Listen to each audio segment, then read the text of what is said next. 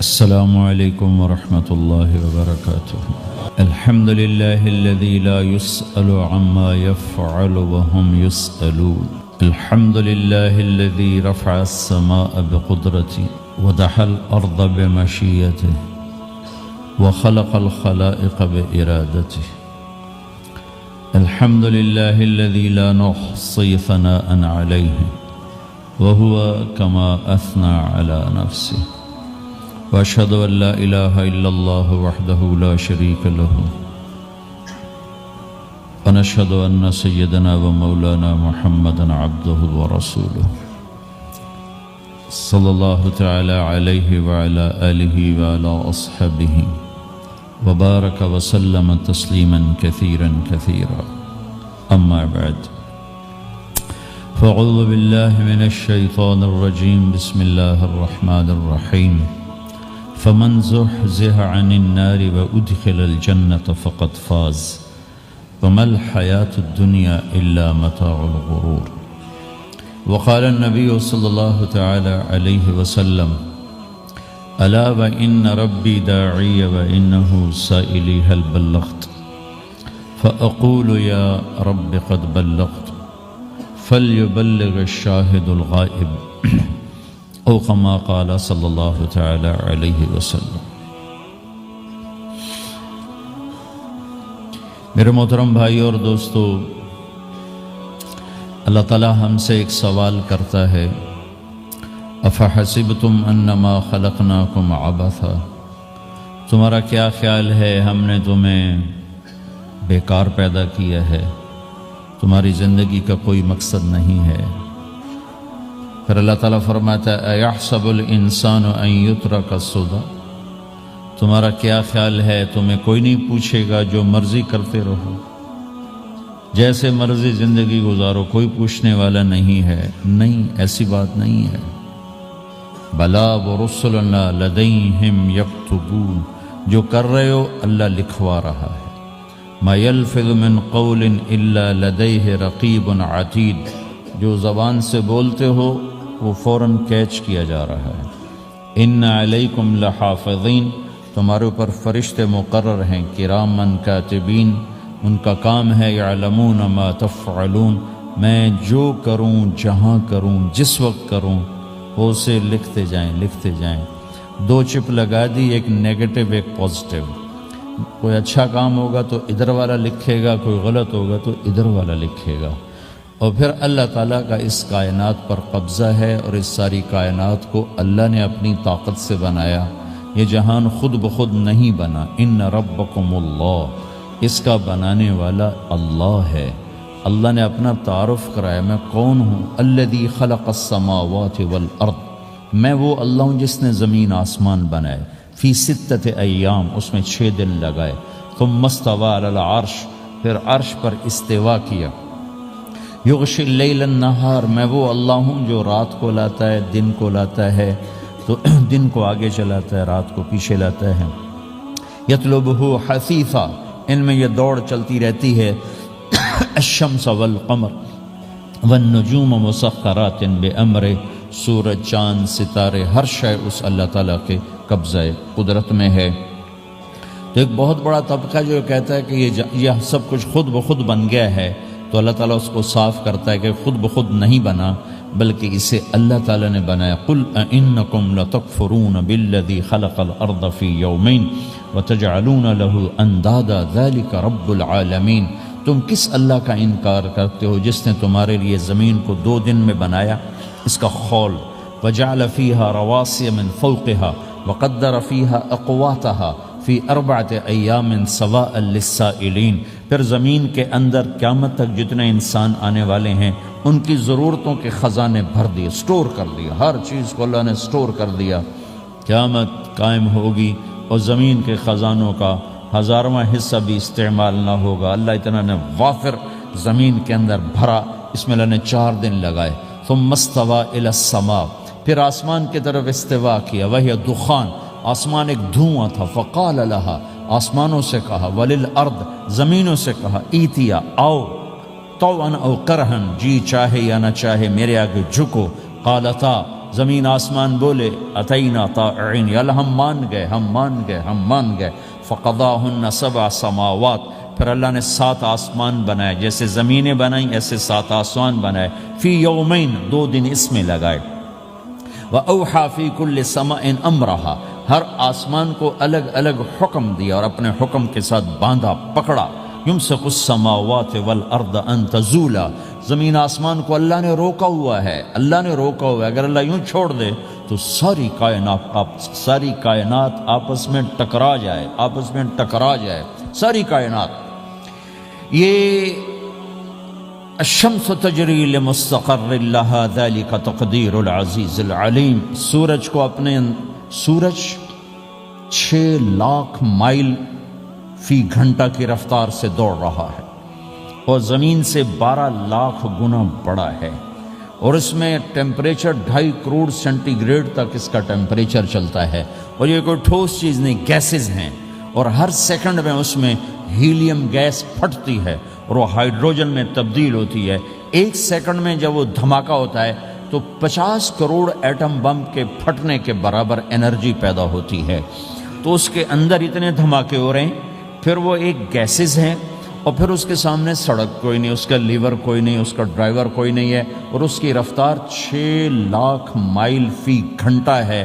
اللہ کہتا ہے میں سیدھا چلا رہا ہوں، کوئی اس کو چلا سکتا؟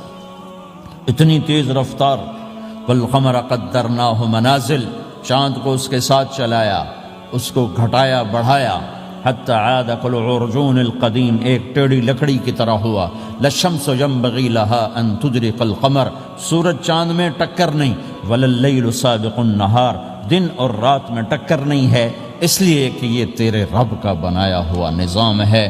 وما کان ربک نسیا، اور تیرا رب بھول چوک سے پاک ہے، وہ جو کرتا ہے حق کرتا ہے، جو کرتا ہے سچ کرتا ہے، جس کو روکتا ہے تو حق ہے، جس کو دیتا ہے تو حق ہے، وہ مارتا ہے تو حق ہے، اور زندگی دیتا ہے تو حق ہے، عروج لاتا ہے تو حق ہے، زوال لاتا ہے تو حق ہے۔ تو اللہ قرآن میں یہ ایک ذہن بناتا ہے کہ تم بیکار نہیں پیدا ہوئے، تمہارے پیچھے ایک طاقتور اللہ ہے جس نے ساری کائنات کو قابو کیا ہوا ہے، اس کے اوپر اس کا نظام چلتا ہے، حکومت چلتی ہے، سورج چاند ستارے ہوا، یہ میرا ہاتھ کی یہ حرکت بھی میرے رب کی قسم میرے اللہ سے پوچھ کے ہے، میرا اللہ روک دے تو یہ ہاتھ یہیں ہو گئے، ہل نہیں سکے گا۔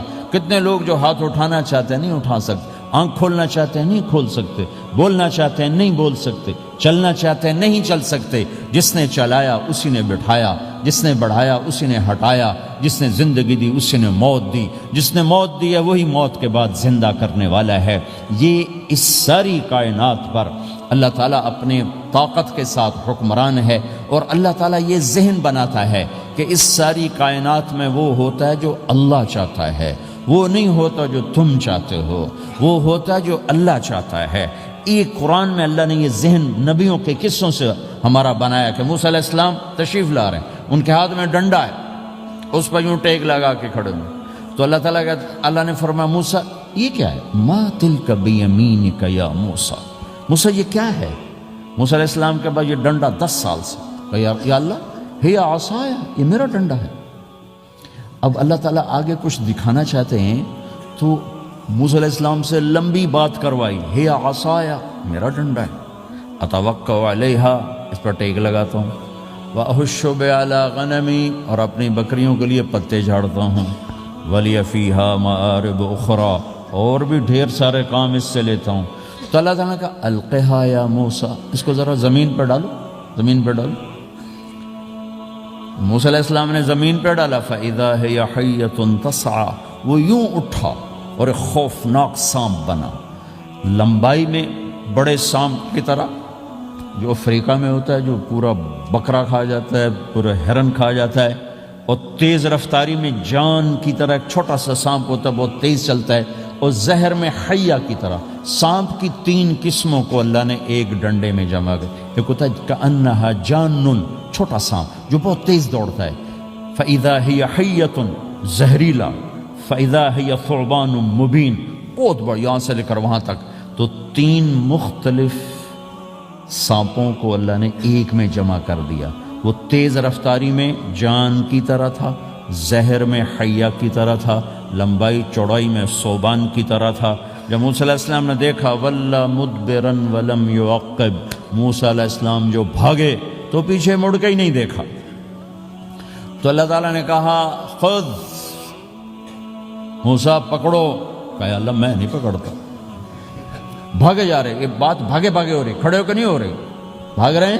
اوپر سے آواز آ رہی پکڑو. کا بابا میں نہیں پکڑتا. اب اللہ تعالیٰ ہمیں قصہ موسیٰ علیہ السلام کا قصہ قرآن کے 28 پاروں میں موجود. اتنا اس کو اللہ نے دہرایا، اتنا دہرایا. سب سے زیادہ موسیٰ علیہ السلام کا نام قرآن میں آیا ہے نبیوں میں سے. 136 دفعہ موسیٰ علیہ السلام کا اللہ تعالیٰ نے قرآن میں ذکر فرمایا، نام کے ساتھ، نام کے ساتھ. پھر کہا خذھا ولا تخف، موسیٰ پکڑو ڈرو نہیں. سنعیدھا سیرتھا الاولی، واپس ڈنڈا بناؤں گا. کہا یا اللہ میں نہیں پکڑتا، مجھے کھائے گا، مجھے کھائے گا. وہ بھاگے جا رہا ہے. آخر اللہ تعالیٰ نے کہا خذ انک من الآمنین، موسیٰ میں گارنٹر ہوں، کچھ نہیں کہے گا، گارنٹی دیتا ہوں. اللہ کی گارنٹی پر کھڑے ہوئے وہ ایسا منہ کھول کے آ رہا ہے. تو اب چلو اللہ تعالیٰ کہتے پیچھے سے پکڑ لو، دم سے پکڑ لو تو کوئی مسئلہ نہیں تھا. کہ نہیں منہ سے پکڑو. اب موسیٰ علیہ السلام نے ایسے اوپر ایک چھوٹا سا کپڑا تھا یوں اوپر کر لیا. تو اللہ تعالیٰ نے کہا یہ کیا کر رہے ہو؟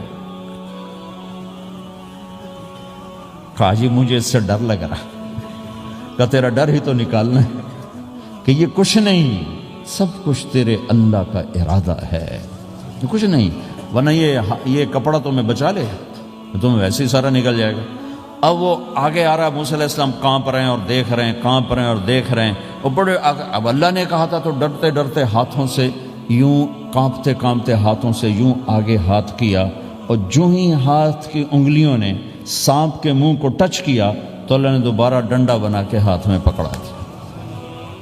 اور ساری دنیا کو یہ پیغام دیا کہ دیکھو میرے بندو، اللہ سب کچھ ہے، لہذا اللہ کی مان کے چلنا. سامنے شیطان آئے گا، سامنے شیطان آئے گا، تمہیں الٹی راہیں دکھائے گا، تو تم اپنے اللہ کو یاد کرنا جس کے ہاتھ میں سارے خزانے ہیں اور طاقت ہے. 1 سیکنڈ میں اسے سانپ بنایا، اگلے سیکنڈ میں اسے ڈنڈا بنایا اور پھر موسیٰ علیہ السلام کے ہاتھ میں پکڑایا. نیا نہیں، وہی جو ان کے پاس تھا وہی ان کو واپس کر کے پوری دنیا کے انسانوں کو اور اس امت کو خاص طور پر اللہ تعالیٰ نے یہ سوچ دی کہ اس کائنات میں ایک طاقت ہے اللہ جو سب کچھ کر سکتا ہے، اور اس کے چاہے کو کوئی روک نہیں سکتا اور اس کے روکے کو کوئی کروا نہیں سکتا. وہ اللہ ہے. وہ ہوگا جو اللہ چاہے گا، وہ ہوا جو اللہ نے چاہا. ساری دنیا کے انسان جو چاہتے ہیں اللہ کے بغیر نہیں کر سکتے، اللہ جو چاہتا ہے ہم سب کے بغیر کر دیتا ہے. یہ ذہن بنا کر پھر اللہ اس بات پہ لاتا ہے جب سب کچھ تیرے اللہ کے ہاتھ میں ہے تو اللہ کی مان کے چاہے. یہ تیرے پاس تھوڑی سی زندگی ہے، جیسے اللہ نے کائنات کو بنایا ہے ایسے ہی اس کائنات کو توڑنے والا ہے. ایک دن آئے گا ازفت الازفہ، وہ قریب آ چکا ہے. لیس لہا من دون اللہ کاشفہ، اسے کوئی روک نہیں سکتا، ہٹا نہیں سکتا. وہ آئے گا لا تأتیکم الا بغتہ، وہ اچانک آئے گا. وہ کیسے آئے گا؟ فاذا نفخ فی الصور نفخۃ واحدہ، ایک آواز آئے گی بڑی خوفناک. ہے کیا عجب دن ہوگا. شب جمعہ آئے گی، جمعہ کی رات آئے گی. کسی کو نہیں خبر کہ آج کائنات کی آخری رات. پرندے واپس گئے ہوں گے اپنے درختوں پر، گھونسلوں پر. شیر اپنے ٹھکانوں پر، چیتے اپنے ٹھکانوں پر، بھیڑیے اپنے ٹھکانوں پر، بکریاں، اونٹ، گائے، بھینس اپنے اپنی جگہ پر.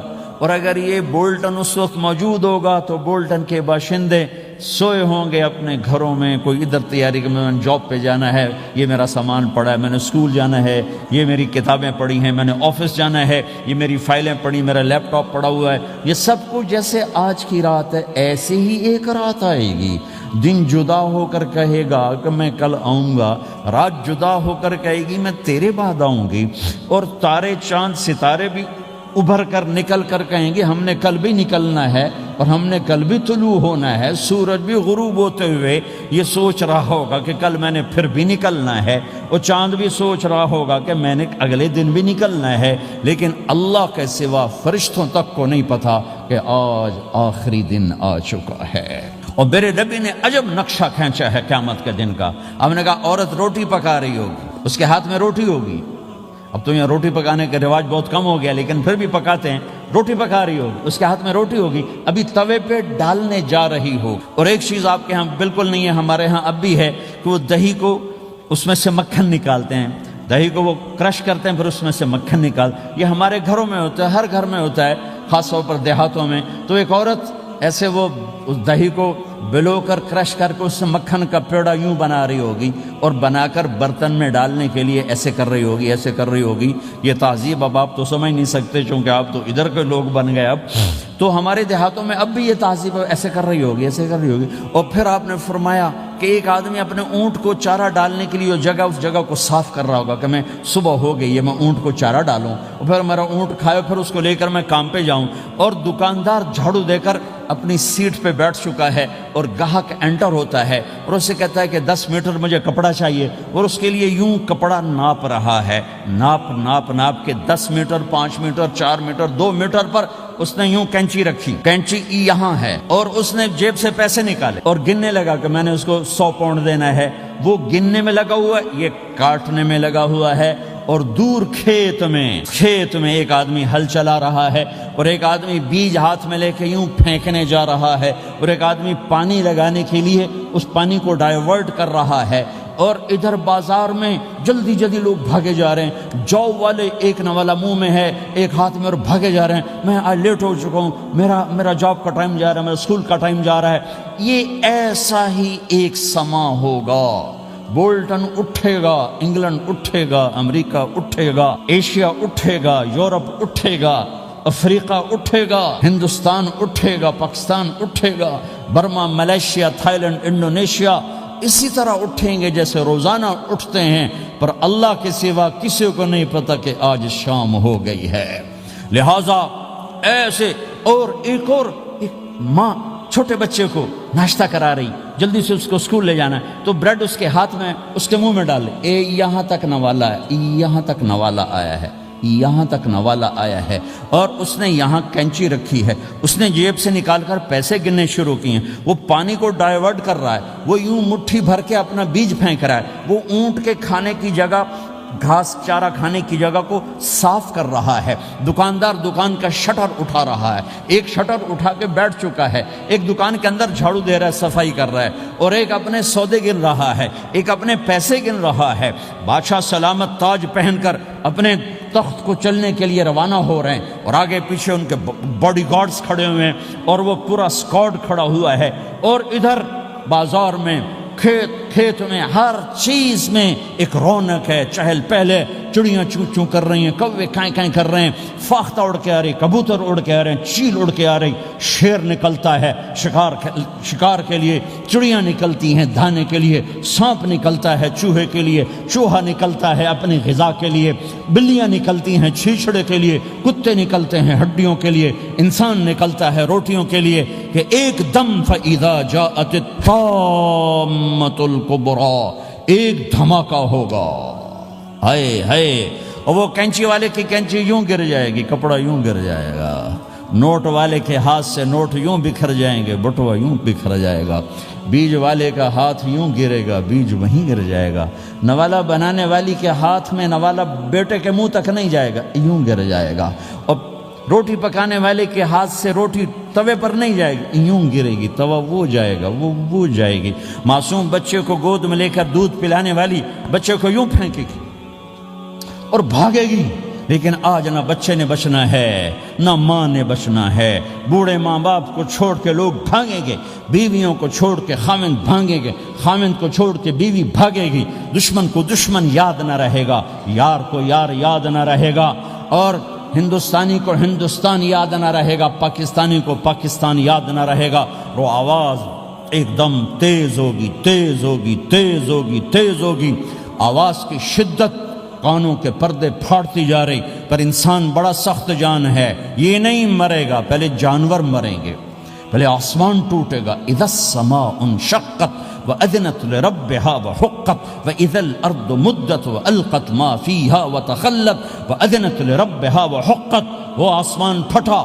اذا الشمس كورت, وہ سورج ختم ہوا. وإذا النجوم انكدرت, وہ ستارے جھڑ گئے, ٹوٹ گئے. وإذا الجبال سيرت, پہاڑ ریت بن گئے، وَإِذَا الْعِشَارُ عُطِّلَتْ جانور منہ اٹھا کے بھاگ پڑے، اِذَا السَّمَاءُ انفطرت آسمان پھٹا، وَإِذَا الْكَوَاكِبُ انتثرت ستارے ٹوٹے، وَإِذَا الْبِحَارُ فُجِّرَتْ سمندروں میں آگ لگ گئی، وَإِذَا الْقُبُورُ بُعْثِرَتْ قبریں اکھڑ گئیں، انسان ادھر بھاگا ادھر بھاگا، ہر چیز کو تباہ ہوتے دیکھ رہا ہے، پہاڑ ریت بن رہے ہیں، جنگلوں میں آگ لگ رہی ہے، سمندروں میں آگ لگ رہی ہے، آنکھوں کے سامنے سورج کو بکھرتا دیکھیں گے، اندھا ہوتا جہان، چاند ٹکڑے ٹکڑے، تارے ٹکڑے ٹکڑے، آسمان ٹکڑے ٹکڑے، اور ان کی ایسی سخت جانی، یہ سب دیکھیں گے۔ ان سارے مناظر کے بعد پھر میرے اللہ کی ایک خوفناک اسرافیل کی آواز آئی، اور سب، آج کوئی رونے والا نہیں ہے، آج کوئی کفن دینے والا نہیں ہے، آج کوئی قبر میں ڈالنے والا نہیں ہے، آج کوئی کندھا دینے والا نہیں ہے، آج سب کی اکٹھی موت ہے، آج سب ختم ہیں۔ پھر میرا رب پہلے آسمان کے فرشتوں کو موت دے گا، پھر دوسروں کو، پھر تیسرا آسمان، پھر چوتھا آسمان، پھر پانچواں آسمان، پھر چھٹا آسمان، پھر ساتواں آسمان، پھر اللہ تعالیٰ عرش کے فرشتوں کو موت دے گا۔ پھر اللہ تعالیٰ فرمائے گا جبریل میکائیل مر جائیں، تو اللہ تعالیٰ کا عرش سفارش کرے گا، یا اللہ جبریل میکائیل تو نہ مریں، ان کو تو بچا لے۔ تو اللہ تعالیٰ فرمائیں گے اسکت فقط کتبت الموت علی من کان تحت عرشی، خاموش رہو، میرے عرش کے نیچے سب نے مرنا ہے۔ جبریل مر جائے گا، میکائیل مر جائے گا، پھر اللہ پوچھے گا کون باقی ہے، تو وہ کہے گا یا اللہ اسرافیل جو پھونک رہا ہے وہ باقی ہے اور میں باقی ہوں۔ اللہ کہیں گے اسرافیل مر جائے، تو اسرافیل وہ جو ہاتھ میں لے کے پھونک مار رہے ہوں گے سور، وہ ان کے ہاتھوں سے گرے گا اور اسرافیل میں گرے گا، اور وہ سور یوں اڑتا ہوا اللہ کے عرش کے ساتھ جا کر ٹک جائے گا۔ پھر اللہ فرمائے گا کون باقی ہے؟ اب اسرائیل کی ٹانگیں کانپیں گی، سب کو موت کا ذائقہ چکھانے والا آج خود چکھنے لگا ہے۔ کون باقی؟ یوں دھڑ دھڑ دھڑ دھڑ دھڑ دھڑ ٹانگیں، یا اللہ بس اب تو تیرا یہ غلام باقی ہے، باقی تو سب اتر گئے موت کے گھاٹ۔ تو میرا اللہ تعالیٰ کہے گا مت فَإِنَّكَ خَلْقٌ مِّن خَلْقِ، تو بھی مر جا، تو بھی میری ایک مخلوق ہے۔ او میرے بھائیو، اس مٹ جانے والی دنیا کے پیچھے اللہ کو ناراض نہ کرو، اس کی عزت بھی دھوکہ ہے، اس کی شہرت بھی دھوکہ ہے، اس کی دولت بھی دھوکہ ہے، اس کی حکومت بھی دھوکہ ہے، اس کا عروج بھی دھوکہ ہے، اس کا زوال بھی دھوکہ ہے، اس کی عزت بھی دھوکہ ہے، اس کی ذلت بھی دھوکہ ہے، اس کا مال بھی دھوکہ ہے، اور اس کا فخر غربت بھی دھوکہ ہے، اس کی زندگی بھی دھوکہ ہے، سب نظروں کا فریب ہے۔ حضرت علی کا فرمان ہے الناس النیام اذا ما تنتبہ، لوگ سوئے ہوئے ہیں، جب موت آئے گی تو آنکھ کھل جائے گی۔ گھاٹے کا سودا کر کے نہ مرو، گھاٹے کا سودا کر کے نہ مرو، اللہ کو ناراض کر کے نہ مرو، سب چھوڑ کے جانے والی ہیں، سب چھوٹنے والا ہے، لہذا اللہ کو ساتھ لے لو، اللہ کو ساتھ لے لو، اللہ کو ساتھ لے لو۔ سب کو مارنے کے بعد میرا اللہ کہے گا من کان لی شریکن فلیاتہ، کوئی ہے میرے سامنے تو آؤ، من کان لی شریکن فلیاتہ، کوئی ہے میرے مقابلے میں تو آؤ، من کان لی شریکن فلیاتہ، کوئی ہے میری ٹکر کا تو آؤ۔ تین دفعہ پھر اللہ زمین آسمان کو ایک جھٹکا دے گا، پھر کہے گا انا الملک، میں بادشاہ ہوں، پھر دوسرا جھٹکا دے گا، پھر کہا انا القدوس السلام المومن، میں ہوں قدوس السلام مومن، پھر تیسرا جھٹکا دے گا، پھر کہے گا انا المہیمن العزیز الجبار المتکبر، میں ہوں متکبر، جبار، عزیز، مہیمن۔ پھر اللہ تعالیٰ کہے گا این الملوک، بادشاہ کہاں ہے؟ این الملوک، بادشاہ کہاں ہے؟ این المتکبرون، وہ تکبر کرنے والے کہاں ہیں؟ این الجبارون، ظالم کہاں ہیں؟ این المتکبرون، تکبر والے کہاں ہیں؟ کوئی ہو تو جواب دے۔ پھر اللہ تعالیٰ کہے گا لمن الملک اليوم، آج کون ہے بادشاہ، آج کس کی ہے بادشاہی؟ کوئی جواب دینے والا ہے ہی نہیں، تو اللہ خود کہے گا للہ الواحد القہار، آج اکیلے اللہ کی بادشاہ، آج بھی اسی کی ہے، آج بھی اسی کی ہے، پیچھے بھی اس کی تھی، آگے بھی اس کی ہے۔ للہ الامر من قبل ومن بعد، للہ الامر من قبل ومن بعد، ان الحکم الا للہ، الخلق والامر واللیل والنہار وما سکن فیہما للہ وحدہ، ان العزة للہ جميعا، قل ان الامر كله للہ، للہ ما فی السماوات وما فی الارض، وان تبدوا ما فی انفسکم او تخفوه یحاسبکم به اللہ، لہ ما فی السماوات وما فی الارض وما بینہما وما تحت الثرى، وان تجہر بالقول فانہ یعلم السر واخفى۔ وہ کون ہے؟ اللہ۔ وہ کیسا ہے؟ لا الہ الا ہو۔ صفات کیسی ہیں؟ لہ الاسماء الحسنى۔ یہ میرے رب کا پیغام ہے پوری دنیا کے انسانوں کے لیے کہ یہ دنیا امتحان کی جگہ ہے، نہ اپنی مرضی سے آئے ہو، نہ اپنی مرضی سے مرتے ہو، نہ اپنی مرضی سے جیتے ہو، نہ اپنی مرضی سے جاتے ہو۔ لہٰذا اس 4 دن کی زندگی میں تمہیں ٹیسٹ میں ڈالا گیا ہے۔ اللہ کو راضی کرتے ہو، شیطان کو راضی کرتے ہو، اللہ کو مناتے ہو، شیطان کے پیچھے چلتے ہو، اللہ کو مناتے ہو، اپنی طبیعت اور غلام، اپنی طبیعت کے غلام بنتے ہو۔ یہ میرا اور آپ کا امتحان ہے۔ لا الہ الا اللہ میں ایگریمنٹ ہے، یا اللہ تیری مان کے چلیں گے۔ لا الہ الا اللہ ایگریمنٹ ہے، یا اللہ تیری مان کے چلیں گے۔ کیسے تیری مان کے چلیں گے؟ اگلا حصہ ہے محمد الرسول اللہ، تیرے حبیب کے طریقے پر چلیں گے۔ اللہ کو راضی کرنے کا ایک ہی راستہ ہے، عرب کے لیے، عجم کے لیے، کالے کے لیے، گورے کے لیے، سید کے لیے، قریشی کے لیے، ہاشمی کے لیے، پٹھان کے لیے، راجپوت کے لیے، گجراتی کے لیے، ملائی کے لیے، تھائی کے لیے، انڈین کے لیے، سب کے لیے ایک راستہ ہے، ایک راستہ ہے، ایک راستہ ہے، وہ ہے محمد الرسول اللہ۔ جب آپ معراج پہ گئے تو آپ نے کہا یا اللہ، آپ نے ابراہیم کو خلیل بنایا اور موسیٰ کو کلیم بنایا اور داود کو لوہا نرم کر کے دیا، سلیمان کو ہوا تابع کر کے دی، اور عیسیٰ علیہ السلام کے لیے مردے زندہ کیے، میرے لیے کیا ہے؟ تو اللہ تعالیٰ نے فرمایا اولیس قد آتیتک افضل من ذلک کلہ، میرے محبوب میں نے آپ کو وہ دیا ہے جو کسی کو نہیں دیا۔ وہ کیا دیا ہے؟ کہ اللہ ذکرت الا ذکرت معی، قیامت تک تیرا میرا نام اکٹھا رہے گا، الگ نہیں ہو سکے سے رہے گا۔ لا الہ الا اللہ محمد رسول اللہ۔ لا الہ الا اللہ میں 12 حرف ہیں، 12۔ محمد رسول اللہ میں 12 حرف ہیں۔ لا الہ الا اللہ 12 حرفوں سے بنا ہے، لام اور الف، یہ اس کو گنو تو 12 بنتے ہیں، پھر میم اور ہا اور میم اور دال کو آگے تک گنو تو 12 بنتے ہیں، ادھر بھی 12 ادھر بھی 12۔ پھر حرف کی 2 قسمیں ہیں، ایک نقطے والے، ایک بغیر نقطے والے۔ نقطے والے حرف کمزور ہوتے ہیں، بغیر نقطے والے حرف طاقتور ہوتے ہیں، کہ نقطے والا حرف اپنا مطلب بنانے کے لیے نقطے کا محتاج بن جاتا ہے، اور جو بغیر نقطے والا ہوتا ہے وہ اپنا مطلب بتانے کے لیے نقطے کا محتاج نہیں ہوتا۔ جیم کمزور ہے، ہا طاقتور ہے، ہا کو اپنا مطلب بتانے کے لیے نقطے کی ضرورت نہیں، جیم کو، خا کو اپنا مطلب بتانے کے لیے نقطے کی ضرورت ہے۔ سین طاقتور ہے، شین کمزور ہے، کہ شین کو اپنا مطلب بتانے کے لیے 3 نقطوں کی ضرورت ہے، سین کو اپنا مطلب بتانے کے لیے کسی نقطے کی ضرورت نہیں ہے۔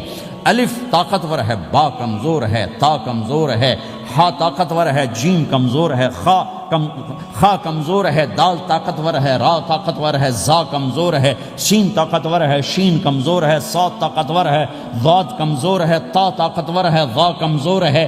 یہ میں آپ کو حروف کی بات بتا رہا ہوں۔ جب میرے اللہ نے اپنا کلمہ بنایا، پہلے اپنا نام منتخب کیا اللہ، تو اس میں کوئی حرف نقطے والا نہیں آیا، ٹھیک ہے؟ اللہ کوئی نقطے والا حرف ہے؟ پھر اللہ نے اپنے نبی کا نام بنایا محمد، کوئی نقطے والا حرف ہے؟ پھر نام بنایا احمد، کوئی نقطے والا حرف ہے؟ پھر جب کلمہ بنایا تو کلمہ ان حرفوں سے بنایا جس میں کوئی نقطے والا حرف نہیں ہے۔ لا الہ الا اللہ محمد الرسول اللہ۔ سارے خزانے اللہ کے ہاتھ میں، ساری عزتیں بلندیاں اللہ کے ہاتھ میں، جانے کا راستہ محمد الرسول اللہ، پہنچنے کا راستہ محمد الرسول اللہ، لینے کا راستہ محمد الرسول اللہ، جہنم سے بچنے کا راستہ محمد الرسول اللہ، جنت میں جانے کا راستہ محمد الرسول اللہ۔ دنیا کی برکتیں عزتیں سمیٹنے کا راستہ محمد الرسول اللہ، ذلتوں پستیوں سے بچنے کا راستہ محمد الرسول اللہ۔ میرے حبیب جنت کے لیے چابی ہیں، جہنم کے لیے تالا ہیں، عزت کے لیے چابی ہیں، ذلتوں کے لیے تالا ہیں، محبتوں کے لیے چابی ہیں، نفرتوں کے لیے تالا ہیں، اللہ کی رضا کے لیے وہ چابی ہیں اور اللہ کی ناراضگی کا وہ تالا ہیں۔ جو محمدی بن گیا، جو محمد مصطفیٰ صلی اللہ تعالی وسلم کی سیرت میں ظاہر میں باطن میں ڈل گیا، اللہ کا محبوب بن گیا، اللہ نے اپنا بنا لیا۔ ابو لہب قریشی ہاشمی سید، اور اللہ نے کہا تبت یدا ابی لہب وتب، ابو لہب برباد ہو گیا۔ بلال حبشی، حبشی کا بیٹا، غلام، غلام کا بیٹا، کالا، کالے کا بیٹا، لیکن میرے نبی نے فرمایا جب میں جنت میں جاؤں گا تو میری سواری کی رسی بلال کے ہاتھ میں ہوگی، جو میرے ساتھ ساتھ چلے گا، میرے ساتھ ساتھ چلے گا۔ اور اس دن تم بلال کی شان دیکھنا، سید قریشی سب دیکھتے رہ جائیں گے، اور ایک غلام سب سے بازی لے جائے گا کہ جب سارے جنتی جنت کے دروازوں پر کٹھے ہوں گے تو ایسے جنت کے 8 گیٹ ہیں، وہ سارے بند ہوں گے، سب بند ہوں گے، تو کہیں گے اندر کیسے جائیں؟ تو کہیں گے چلو آدم علیہ السلام سے بات کرتے ہیں۔ آدم علیہ السلام سے عرض کریں گے جناب ابا جان، دادا جان، دروازہ تو کھلوائیں۔ وہ کہیں گے بچوں میں نے تمہیں نکالا تھا، میں ڈال نہیں سکتی، جاؤ بھائی کسی اور سے بات کر۔ اب آئیں گے نوح علیہ السلام، بابا میں نہیں کر سکتا۔ ابراہیم علیہ السلام، بابا میں نہیں کر سکتا۔ اسماعیل، اسحاق، یعقوب، یوسف، موسیٰ، یوشع، دانیال، الیاس، داؤد، یحییٰ، زکریا، سلیمان، بھائی ہمارے بس کا نہیں، بھائی ہمارے بس کا نہیں، بھائی ہمارے بس کا نہیں۔ سب سے آخر میں آئیں گے عیسیٰ علیہ السلام کے پاس۔ اگر اللہ چاہتا تو سیدھا ہمارے نبی کے پاس پہنچا دیتا، لیکن اللہ اپنے نبی کی شان دکھانا چاہتا ہے کہ میرا نبی کتنی شان والا ہے، کتنی عزت والا ہے۔ جس کی سنت کو تم پھینک دیتے ہو، سنت کی کوئی بات نہیں۔ 1 پاؤنڈ پھینکتے ہو کہ 1 پاؤنڈ گر گیا، کوئی بات نہیں، کہ 1 پاؤنڈ کو بھی ڈھونڈتے پھرتے ہو۔ سنت کوئی بات نہیں، پاؤنڈ نہیں، نہیں۔ ہمارا پاکستانی 172 سے ضرب لائے گا، ہندوستانی 100 سے ضرب لگائے گا، پتہ نہیں کیا کیا کرے گا، ہیں تو اللہ تعالیٰ سب کو بھلا دے گا۔ آدم سے کہانی شروع ہوگی، چلتے چلتے چلتے عیسیٰ علیہ السلام، تو عیسیٰ علیہ السلام ایک بات کا اضافہ کریں کہ بابا میں نہیں کھلوا سکتا، لیکن آج میں تمہیں پتہ بتا سکتا ہوں کون کھلوائے گا، یہ کوئی نبی نہیں کہے گا۔ تو کہیں گے جی بتاؤ، کہیں گے جاؤ محمد الرسول اللہ صلی اللہ علیہ وسلم کی خدمت میں، ان کے سوا آج کوئی نہیں کھلوا سکتا۔ سارا مجمع آئے گا، یا رسول اللہ، یا حبیب اللہ، یا نبی اللہ، تھک گئے ہم، جنت کے دروازے بند ہیں، دروازہ کھلوائیں تو آپ کہیں گے انا لہو، ہاں میں ہی کھلواؤں گا، میں ہی کھلواؤں گا۔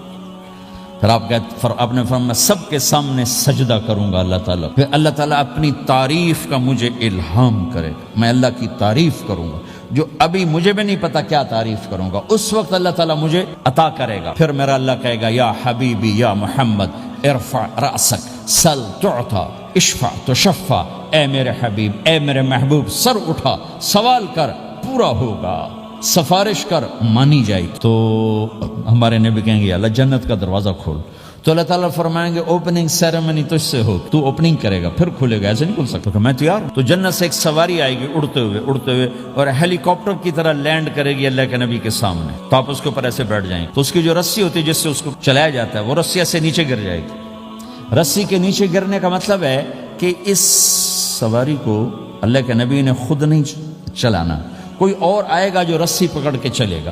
اب اللہ کے نبی کی سواری کی رسی پکڑ کے چلنا یہ کوئی چھوٹا آنر تو ہے نہیں، لہذا سب یوں دیکھیں گے چونکہ وہ خالی اس سے سب کو پتہ چل جائے گا کہ کوئی آئے گا، ورنہ اللہ کے نبی کے ہاتھ میں رہتی ایسے گئی، تو لہذا سب ایسے کون کون کون کون آئے گا بھائی، کون آئے گا بھائی، شاید ابو بکر آئیں، تو اپنی طرف سے کہہ رہا ہوں شاید عمر آئیں، عثمان آئیں، علی آئیں، نہیں بیٹے آئیں گے، حسن حسین آئیں گے، کتنے سوال اٹھ سکتے ہیں، جعفر آئیں گے، حمزہ آئیں گے، عباس آئیں گے، سب اس حیرانی میں ہوں گے، سب کی نظریں ایسے ایسے ہوں گی کہ میرے اللہ کا فرمان ہوگا بلال حبشی کو لایا جائے، یہ رسی اس کو پکڑائی جائے۔ بلال رضی اللہ تعالیٰ عنہ اللہ کے نبی کی سواری کی رسی پکڑ کر چلیں گے، اور آپ نے فرمایا میں سب سے پہلے جنت کے دروازے پر دستک دوں گا، فَأُقَعْقِعَهَا فَيُفْتَحُ لِي، میرے لیے دروازے پر دستک دوں گا تو اندر سے آواز آئے گی، کون؟ میں کہوں گا محمد الرسول اللہ وہ کہیں گے یا رسول اللہ حکم تھا آپ کے بغیر دروازہ نہ کھولے، میں کھولوں، میرے لیے کھلے گا، میں اندر جاؤں گا۔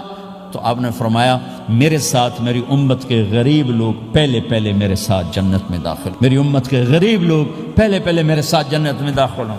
پھر آپ نے ایک عجیب بات فرمائی کہ میں دیکھوں گا کچھ عورتیں مجھ سے آگے نکل جائیں، کچھ عورتیں مجھ سے آگے نکل جائیں، تو میں ان کو حیران ہو کر پوچھوں گا تم کون ہو جو اپنے نبی سے آگے جا رہی ہو؟ وہ کہیں گے یا رسول اللہ ہم وہ ہیں جو جوانی میں بیوہ ہو گئی اور اپنے بچوں کی خاطر دوسری شادی نہ کی، ان کی تربیت کے لیے دوسری شادی نہ کی اور اپنے جذبات کو سینے میں دبا کے سو گئیں، ہم وہ ہیں۔ تو اللہ کے نبی نے فرمایا وہ مجھ سے بھی آگے گزر کے جائیں گی۔ ہمارے معاشرے میں کوئی بچی بیوہ ہو جائے، طلاق ہو جائے تو وہ ایک بوجھ بن جاتی۔ تو میرے نبی نے فرمایا تمہیں وہ صدقہ بتاؤں جس سے بڑھ کر کوئی صدقہ ہی نہیں ہے۔ کیا آپ نے فرمایا کہ میں تمہیں وہ صدقہ بتاؤں جس سے بڑھ کے کوئی صدقہ نہیں ہے؟ تو انہوں نے کہا جی وہ کیا؟ کہا الابنۃ المردودہ، جس کی بیٹی کو طلاق ہو گئی یا جوانی میں بیوہ ہو گئی اور لوٹ کے ماں باپ کے پاس آ گئی، اس پہ خرچ کرنا سب سے بڑا صدقہ ہے۔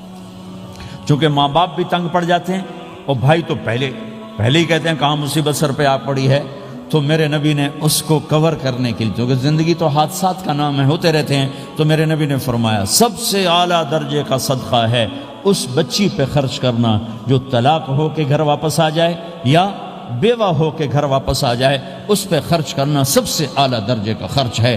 تو ان کی یہ قربانی کہ وہ اللہ کے نبی نے فرمایا مجھ سے بھی آگے جا رہی ہوں۔ آپ نے فرمایا جنت کی چابی میرے ہاتھ میں ہے، اللہ کا جھنڈا میرے ہاتھ میں ہے، کوئی نبی جنت میں جا نہیں سکتا جب تک میرا قدم نہ پڑ جائے، اور کوئی امت جنت میں جا نہیں سکتی جب تک میری امت نہ چلی جائے۔ تو بھائیو اللہ کے خزانوں تک پہنچنے کا راستہ ہے محمد الرسول اللہ، اور چونکہ قیامت تک آپ نے نمونہ بننا تھا تو اللہ نے اپنے نبی کی زندگی کی ہر شے محفوظ کر، کوئی چیز چھپی نہیں ہے۔ آپ کے جسم مبارک سے نکلا ہوا ہر عمل 1435واں سال شروع ہو چکا ہے، محفوظ ہے، مکتوب ہے، موجود ہے۔ کسی نبی کا حلیہ ایسے موجود نہیں جیسے ہمارے نبی کا حلیہ موجود ہے۔ آپ چلتے کیسے تھے؟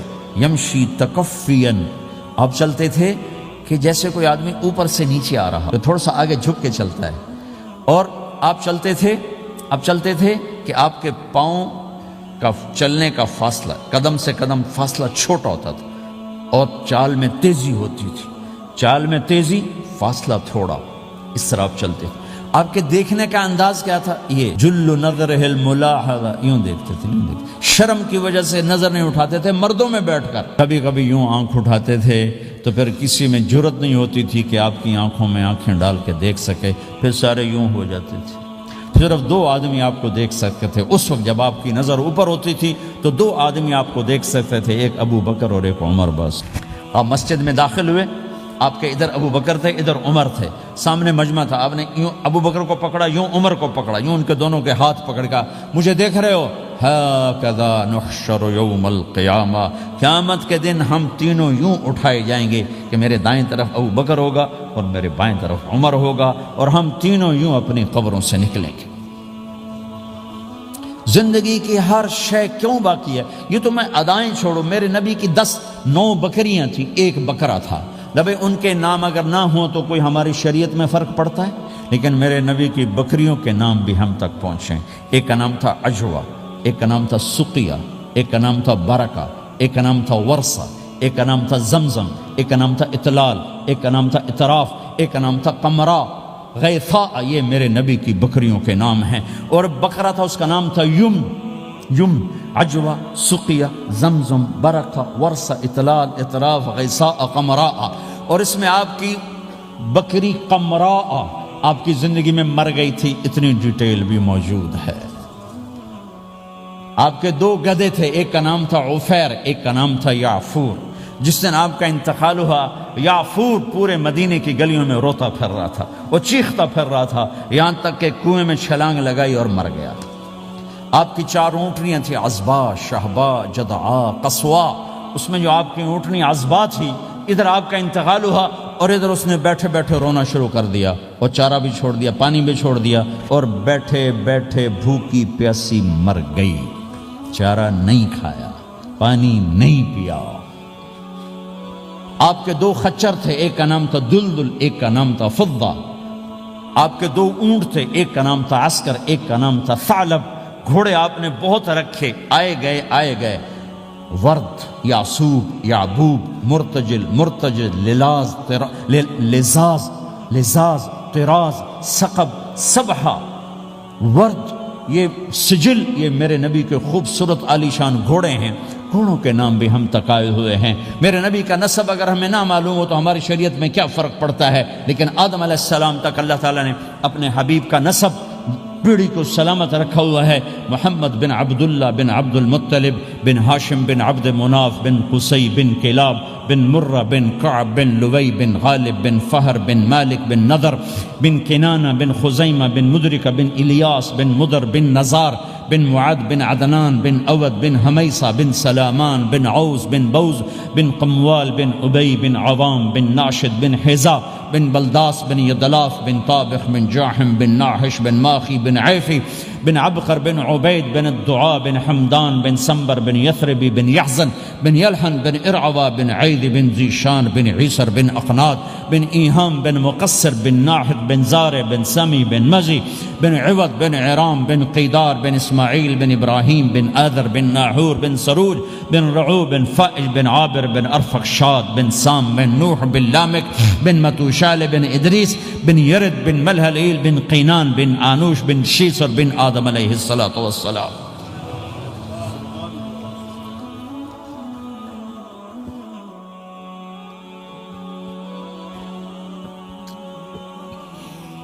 اللہ کا اعلان ہے، جہاں رہو اللہ کے نبی کے طریقوں کو پکڑ کے رہو۔ اللہ تعالیٰ تک پہنچنے کا بس ایک ہی راستہ ہے، ایک ہی راستہ ہے، وہ ہے جناب رسول اللہ صلی اللہ تعالی علیہ وسلم کی مبارک زندگی۔ نقل مار لو، نقل مارنے سے پاس ہو نہیں جاتے لوگ۔ ہمارے انڈیا پاکستان میں خوب نقل چلتی ہے، وہ نقل لگاتے ہیں، پاس ہو جاتے ہیں۔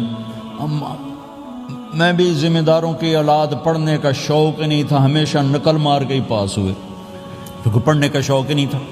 ماں باپ نے ڈنڈا چڑھا دیا کہ ڈاکٹر بنانا ہے۔ مجھے کبھی زندگی بھر شوق نہیں ہوا کہ میں نے ڈاکٹر بننا ہے۔ بھائیو، اپنے نبی کی نقل اتار، اللہ پاس کر دے گا۔ اس نے ایک چنا ہے جس کو حبیب بنایا ہے، 10,000 سال کا پروسیس ہوا اور اس میں سے محمد مصطفیٰ صلی اللہ علیہ وسلم کی ہستی کو وجود ملا۔ آپ کو آنے میں اتنا زمانہ چاہیے تھا کہ اعلیٰ سے اعلیٰ چیز کے بننے میں دیر لگتی ہے، تو کائنات 10,000 سال گھومی اور تب جا کر میرے حبیب مصطفیٰ صلی اللہ تعالی علیہ وسلم کو اللہ تعالیٰ نے وجود بخشا۔ سب سے عالی نسب، سب سے عالی خاندان، سب سے عالی صفات۔ اب اللہ کے خزانوں سے لینے کا راستہ پاؤنڈ نہیں، ڈالر نہیں ہے، تجارت نہیں ہے۔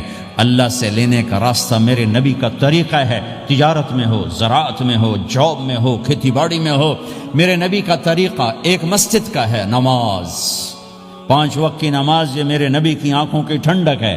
5 وقت کی نماز اس امت کی شان پہچان ہے، اور اللہ تعالیٰ نے پہلی امتوں پر اتنی بڑی مشقت ڈالی کہ ان کی نماز مسجد کے علاوہ کہیں نہیں ہوتی تھی، مسجد میں ہی ہوتی تھی۔ ہمارے لیے کتنی آسانی کر دی، جاب میں ہے، مصلی بچھا، نماز پڑھ۔ چلو مصلی بھی کوئی نہیں، زمین دیکھ، اس پر کوئی گندگی تو کوئی نہیں ہے، بس زمین بھی تیرے لیے پاک ہے، چل نماز پڑھ۔ اور آسانی کر دی، پانی کوئی نہیں ہے، کوئی بات نہیں، مٹی میں ہاتھ مار، منہ پہ مل، پھر ایک ہاتھ مار، یوں کر، چل نماز پڑھ، میں تیری قبول کروں گا۔ یہ کسی امت کے ساتھ یہ نہیں ہوا، انہیں وضو ہی کرنا تھا چاہے پانی 50 میل پر موجود ہو۔ اور ہمارے لیے پانی کوئی نہیں ہے، چلو تیمم، مٹی میں ہاتھ ہمارا یوں کیا، پھر ہاتھ ہمارا ایک یوں کیا، ایک یوں کیا، چل بھائی اللہ اکبر، قبول۔ عمار بن یاسر رضی اللہ تعالیٰ عنہ سفر میں تھے، ان کو نہانے کی ضرورت ہو گئی، نائٹ فال ہو گیا، تو انہوں نے سوچا کہ ویسے تو آدمی کو وضو کی ضرورت ہوتی ہے تو خالی منہ پہ ہاتھ مارا اور یوں کونیوں تک، لیکن مجھے تو غسل کی ضرورت ہے، تو خالی اس سے تو کافی نہیں ہوگا، تو انہوں نے کپڑے اتارے، اکیلے تھے، ریت کے اوپر کبھی یوں لیٹے، کبھی یوں لیٹے، کبھی یوں لیٹے، 3-4 دفعہ یوں اور یوں رول ہوتے ہوتے پھر انہوں نے نماز پڑھی۔ آئے اللہ کے نبی کی بارگاہ میں، یا رسول اللہ مجھے رات کو نہانے کی ضرورت پڑ گئی۔ تو میں نے کہا وضو کے لیے تو خالی یہ 2 دفعہ کرنا کافی ہے، تو یہ تو نہانا تھا، تو میں تو ریت میں خوب رول ہوتا رہا۔ میرے نبی نے انما یکفیک ضربتان، ارے سیدھے بندے عمار، اس کے لیے بھی اتنا ہی کافی تھا کہ تو یوں کرتا اور یوں کرتا اور تو پاک ہو جاتا۔ اللہ نے اس نبی کے طفیل، اس محبوب مصطفیٰ صلی اللہ علیہ وسلم کے طفیل، اللہ نے کیا کیا سہولتیں اور آسانیاں ہمیں عطا فرمائیں۔ پھر نماز 4 کی 2 رکعت کر دی کہ بھئی تم مسافر ہو 2 پڑھو، روزے میں سفر میں روزہ معاف کر دیا، بعد میں رکھ لینا، بعد میں رکھ لینا، قضا کرنے کا حکم، بالکل چھوڑنے کا نہیں۔ اور کہا کہ بھائی مریض ہو چھوڑ دو، مسافر ہو چھوڑ دو، اور نماز 2 رکعت کر دو، سنتیں چھوڑ دو۔ ابن عمر رضی اللہ تعالیٰ عنہ بیٹھے تھے تو انہوں نے 2 رکعت پڑھ کے بیٹھ گئے، تو ان کے خادم نے کہا سنت نفل نہیں پڑھو گے؟ کہا اگر پڑھنا تو 4 فرض پڑھتا میں، میرے اللہ نے معافی دی تھی تو میں کیوں پڑھوں؟ میرے نبی نے سفر میں سنتیں نہیں پڑھی کبھی، اپنی امت کو سہولت دینے، فجر کی سنتیں 2 پڑھتے تھے، اس کے علاوہ سنتیں نہیں پڑھی تاکہ میری امت کو سہولت ہو، آسانی ہو۔ ایک دفعہ بارش ہو رہی تھی اور کوئی جگہ نہیں تھی نماز پڑھنے کے لیے، تو آپ نے اپنی اونٹنی کو آگے کیا اور اس پر بیٹھ گئے، بیٹھے ہی تھے، پیچھے صحابہ نے اونٹنیوں پر ہی صفیں بنائیں، اور یہ نماز اونٹنی پہ بیٹھ کر ادا کی گئی۔ بارش کے اندر نماز اونٹنی کے اوپر نماز بھی ہو گئی، رکوع بھی ہو گیا، سجدہ بھی ہو گیا، سلام بھی ہو گیا۔ پہلی امتوں کے لیے نہیں تھا، سجدہ ہی کرنا پڑے گا۔ یہ اللہ کے محبوب مصطفیٰ صلی اللہ تعالی علیہ وسلم کی طفیل، میرے اللہ نے ہم پہ فضل و احسان کیا، تو میرے نبی کی زندگی میں عبادات میں نماز سب سے اعلیٰ نظر آتی ہے، سب سے نمایاں نظر آتی ہے۔ اور پھر بازار میں، گھر میں، دفتر میں، ماحول میں میرے نبی کے اخلاق، یہ زندگی کا دوسرا روشن پہلو ہے۔ میرے نبی کی ساری زندگی 2 لفظوں میں آتی ہے، عبادت اخلاق، عبادت اخلاق، یا 2 اور لفظ، حقوق اللہ، حقوق العباد، حقوق اللہ، حقوق العباد۔ حقوق اللہ میں نماز سب سے اعلیٰ، اور حقوق العباد میں لوگوں کی برداشت کرنا، لوگوں سے درگزر کرنا، معاف کرنا، جھوٹ سے بچنا، دھوکے سے بچنا۔ میرے نبی سے پوچھا گیا یا رسول اللہ مسلمان کنجوس ہو سکتا ہے؟ ہم نے کہا ہو سکتا ہے۔ یا رسول اللہ مسلمان کمزور ہو سکتا ہے، بزدل ہو سکتا ہے، ڈرپوک ہو سکتا ہے؟ آپ نے کہا ہو سکتا ہے۔ یا رسول اللہ مسلمان جھوٹ بول سکتا ہے؟ آپ نے کہا نہیں، جھوٹ نہیں بول سکتا، جھوٹ نہیں بول سکتا۔ ہے میرے نبی نے فرمایا میرا امتی ہر گناہ کر سکتا ہے پر ایک جھوٹ نہیں بولے گا، ایک دھوکہ نہیں دے گا۔ لیکن پوری دنیا میں سب سے زیادہ جھوٹ بولنے والا اور دھوکہ دینے والا وہ اس امت کا فرد بن چکا ہے۔ سب سے زیادہ دھوکہ دینے والے ہم بن گئے، سب سے زیادہ جھوٹ بولنے والے ہم بن گئے۔ اور میرے نبی نے فرمایا تھا کہ مسلمان جھوٹ نہیں بولتا، دھوکہ نہیں دیتا، ہر گناہ کر سکتا ہے، جھوٹ نہیں بولے گا، دھوکہ نہیں دے گا۔ یہ میرے نبی کی زندگی کا دوسرا پہلو ہے کہ سچائی پہ جمو۔ چند پیسے بچانے کے لیے جھوٹ بولنا، ٹیکس بچانے کے لیے جھوٹ بولنا، کتنے پاؤنڈ بچا لو گے؟ ادھر تمہارے سامنے سچ روشن کھڑا ہوا ہے۔ میرے نبی نے کہا الصدق ینجی والکذب یہلک۔ ادھر جھوٹ کھڑا ہے، ادھر جھوٹ کے ساتھ 4 پاؤنڈ بچیں گے، ادھر سچ کے ساتھ اللہ ملے گا، لے لو جو لینا ہے لے لو۔ ہاں، الا لعنت اللہ علی الکاذبین، جھوٹوں پہ اللہ کی لعنت۔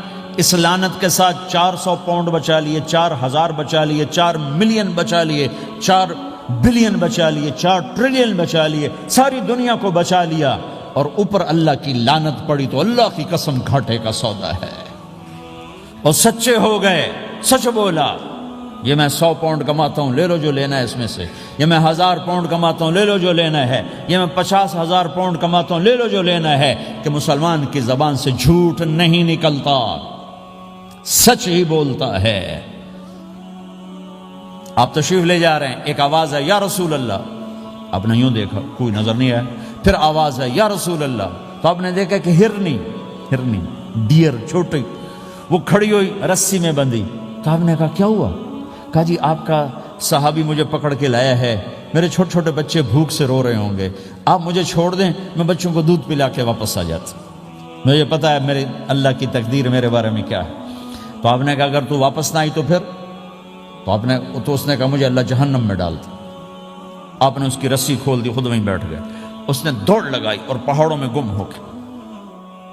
تھوڑی دیر کے بعد وہ دوڑتی ہوئی آئی اور آ کے سر یا رسول اللہ میں حاضر ہو گیا. تو آپ نے اس کو باندھ کے وہیں آپ بیٹھ گئے نہیں. دیر کے بعد وہ صحابی آئے جنہوں نے اس کو شکار کیا تھا, پکڑا تھا. تو کہنے لگے ان کا یا رسول اللہ آپ یہاں کیسے؟ کہ میں ایک درخواست لے کر آیا ہوں. کہ کیا؟ کہ یہ ہرنی مجھے ہدیہ کر دو. کہ یا رسول اللہ سب کچھ آپ کا ہے, کہ بس یہ ہدیہ کر دو. یا رسول اللہ حاضر. تو آپ نے اس کو لے کر رسی اس کی گردن سے نکالی کہ جا بچی اپنے بچوں کے پاس جا کے خوشی منا. سچ نجات دیتا ہے اور جھوٹ ہلاک کرتا ہے. ایک ہرنی جان کی بازی کھیل گئی سچ بولنے کے لیے. تم چند پونڈوں پہ جھوٹ بولتے ہو, ایمان کو برباد کر کے رکھ دیتے ہو. مسلمان جھوٹ نہیں بولتا, مسلمان دھوکہ نہیں دیتا, مسلمان کی زبان سے سخت بول نہیں نکلتا, کسی کو بے عزت نہیں کرتا, کسی کو کی بے اکرامی نہیں کرتا, کسی کا دل نہیں توڑتا, کسی کو ذلیل نہیں کرتا. خود سہتا ہے, اوروں کو خوشیاں دیتا ہے, خود دکھ سہتا ہے, اوروں کو راحت دیتا ہے, خود تکلیف سہتا ہے. یہ میرے نبی کے اخلاق ہیں, یہ میرے نبی کی زندگی ہے, اور یہ اسلام کا سب سے بڑا چیپٹر ہے اور سب سے مشکل چیپٹر ہے. جب میرے نبی نے لمبی نمازیں پڑھی تو اللہ نے روک دیا کہ میرے حبیب ما انزلنا علیک القرآن لتشقى, اتنی لمبی نماز نہ پڑھ کے تو تھک جائے. میرے نبی نے تبلیغ میں زور دکھایا تو اللہ نے روک دیا فَلْتَذْهَبْ نَفْسُكَ عَلَيْهِمْ حَسَرَاتٍ. میرے نبی اتنا غم نہ کر کے آپ خود ہی آہیں بھرتے بھرتے آپ مر جائیں. میرے نبی نے مال سارا خرچ کیا, اللہ نے اس سے بھی روک دیا وَلَا تَبْسُطْهَا كُلَّ الْبَسْطِ فَتَقْعُدَ مَلُومًا مَحْسُورًا. اتنا خرچ نہ کریں کہ آپ خود پھر دکھی ہو کے بیٹھ جائیں. خرچ کرنا بہت بڑا عمل, تبلیغ سب سے سارے عملوں کا سردار عمل. تبلیغ سے بڑا کوئی کام ہوتا تو اللہ نبیوں کو دیتا. اگر تبلیغ سے بڑھ کر کوئی کام ہوتا تو اللہ نبیوں کو دیتا. گشت سے بڑھ کر کوئی محنت ہوتی تو اللہ نبیوں کو دیتا. 950 سال نوح علیہ السلام گشتی کر رہے ہیں. ارے اللہ کی مان لو. اتنا عظیم عمل کا میرے نبی درمیانہ. نماز سب سے بڑی عبادت, میرے نبی درمیانہ کام. لیکن جب میرے نبی نے اخلاق اچھے کیے, دشمن کو معاف کرنا. لیکن ایک آدمی آپ سوئے ہوئے تھے, آپ کی تلوار لٹکی تھی, ایک آدمی آیا, اس نے آپ کی تلوار اتاری اور یوں ماری پسلی میں. آپ اٹھ کے بیٹھ گئے. اب وہ قتل کے ارادے کے لیے آ چکا ہے اور تلوار یہاں ہے. کہتا من یمنعک منی, اب بول تمہیں کون بچائے گا؟ تو آپ نے مسکراتے ہوئے کہا اللہ. تو اس کے ہاتھ سے تلوار گر پڑی.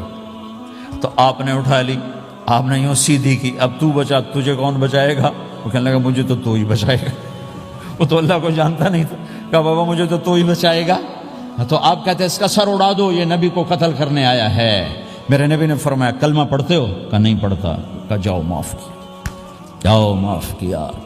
یہ میرے نبی کے اخلاق ہیں. 20 سال جنہوں نے قتل کے منصوبے بنائے, مکہ والے. جب آپ مکہ میں فاتحانہ داخل ہوئے, ابو سفیان سب سے زیادہ آپ کو دکھ پہنچانے والوں میں پیش. تو آپ نے ابو سفیان کو عزت دی. جو ابو سفیان کے گھر میں داخل ہوگا اس کو کچھ نہیں کہا جائے گا.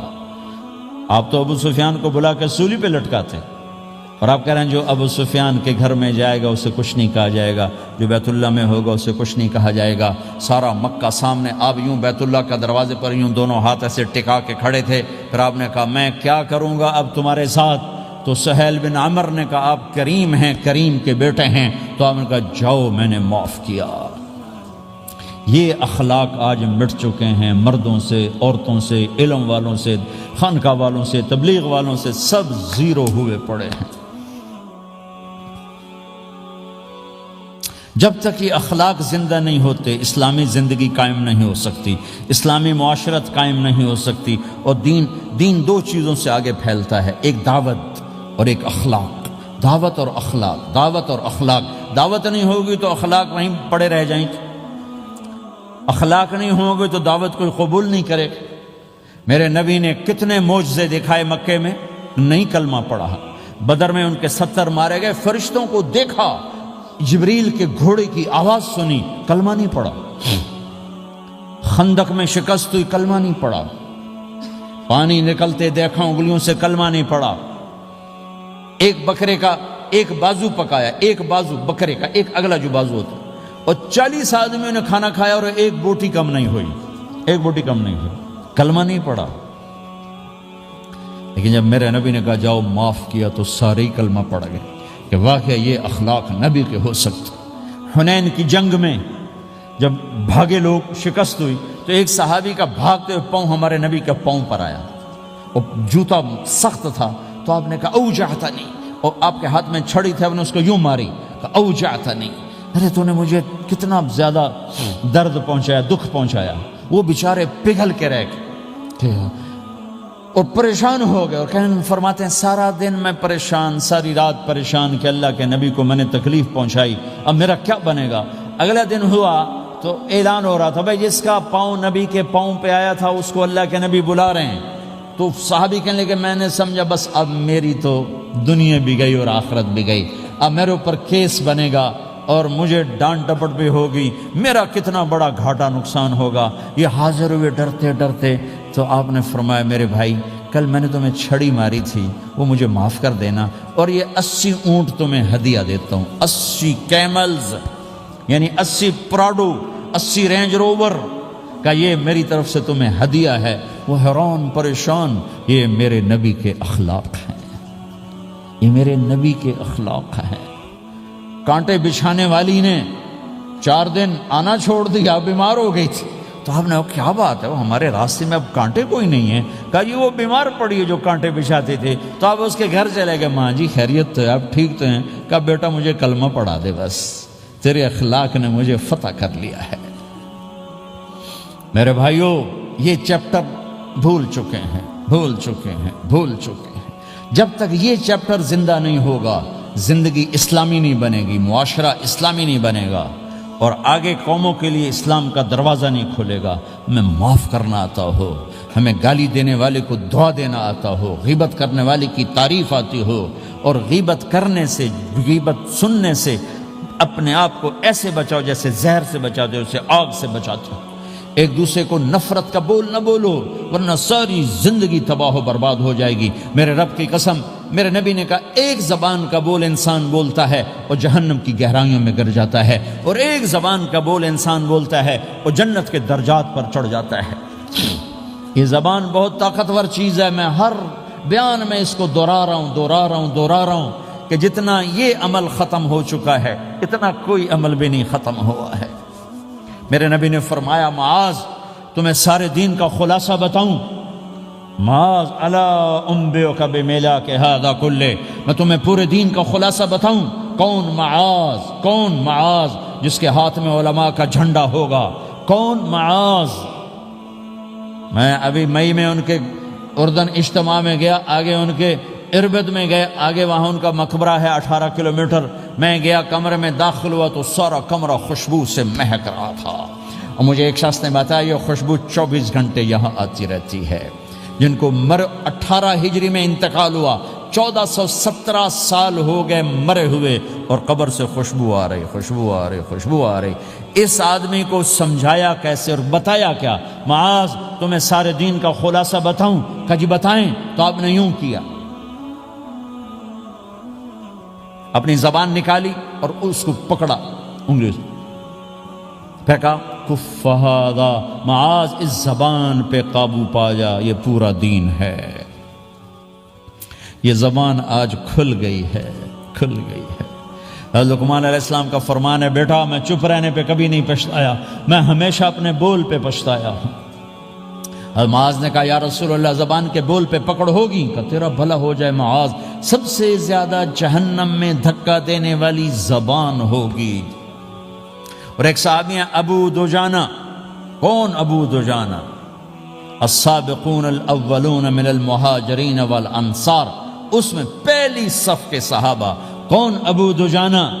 جب آپ حج پر گئے تو اپنی جگہ مدینے کا امیر ابو دجانہ کو بنایا. ابو دجانہ حج میں شریک نہیں ہوئے کہ آپ نے اپنی جگہ ان کو اپنا نائب بنا کے وہاں کھڑا فرمایا ابو دجانہ میری جگہ پر مدینے کا امیر ہے. یہ وہ ابو دجانہ ہیں. کون ابو دجانہ؟ جو جنگ بدر سے لے کر آخری حج تک ہر سفر میں شریک ہیں، ہر سفر میں شریک ہیں. ان کی ایک بات میں بتانا چاہتا ہوں، پہلے تھوڑی سی ان کی ہسٹری بتانا چاہتا ہوں. کون ابو دجانہ؟ احد کی جنگ میں آپ نے تلوار اٹھائی، کہ اس تلوار کو کون لے گا؟ کئی صحابہ کھڑے ہو گئے. آپ نے کہا اس تلوار کا حق کون ادا کرے گا؟ سارے بیٹھ گئے. 3 آدمی کھڑے رہے، ایک زبیر بن عوام، ایک عمر بن خطاب، ایک ابو دجانہ. ان کا نام ہے سماک بن خرشنہ. سماک بن خرشنہ ان کا نام ابو دجانہ سے مشہور ہے. تو آپ نے تلوار نہ عمر کو دی، نہ زبیر کو دی، ابو دجانہ کو دی تھی. تو عمر رضی اللہ عنہ نے تو محسوس نہیں کیا، حضرت زبیر نے محسوس کیا کہ اس کو کیوں دی، مجھے کیوں نہیں دی؟ میں مہاجرین میں سے ہوں، میں پھوپھی کا بیٹا ہوں، میں اس سے دلیری میں کم نہیں ہوں. بلکہ حضرت زبیر کی دلیری کی تو دھاک تھی، جدھر سلوار چلتی تھی کاٹتی چلی جاتی تھی. کہنے کہ میں دیکھوں گا یہ کیا کرتا ہے. تو ابو دجانہ کے پیچھے پیچھے زبیر ہو لیے. تو ابو دجانہ نے جو حملہ کیا تو 3000 کا لشکر تھا، اس کو چیر کے پار نکل کے، پورے لشکر کو کاٹ کے پار نکل کے. اور آگے عورتیں کھڑی تھیں جو مکے کے لشکر کو تیار کر رہی تھیں. نحن بنات طارقی نمشی علی النمارقی مشی القتل بوارقی المسک فی المخالقی المسک فی المفارقی والذر فی المخالقی ان تقبلوا نعانقی وتدبروا نفارقی فراق غیر وامقی. یہ گانا گا رہی تھیں اور ان کو تیار کر رہی تھیں. تو جب ابو دجانہ کی تلوار نظر آئی تو سب بھاگی. ہندا پکڑی گئی تو آپ نے یوں اپنی تلوار ہندا کے سر پر رکھی، انہوں نے چیخ ماری، تلوار ہٹا لی. تو زبیر پیچھے پیچھے کہ کیا کیا ہے؟